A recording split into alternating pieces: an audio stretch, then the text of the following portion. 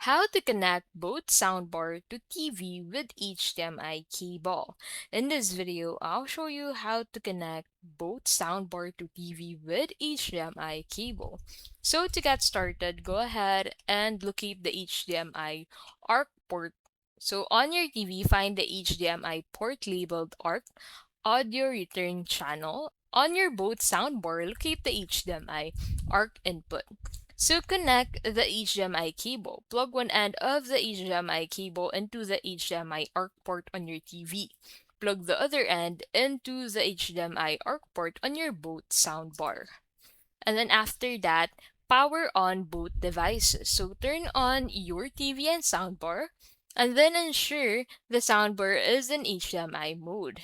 Enable HDMI ARC and CEC on TV. So go to your TV settings, sound audio input, and then select HDMI ARC or external speakers, and then enable CEC, Consumer Electronics Control, if available. This allows your TV remote to control the soundbar volume. And then after that, go ahead and test the connection. So play any media on your TV, and the sound should now come through the both soundbar.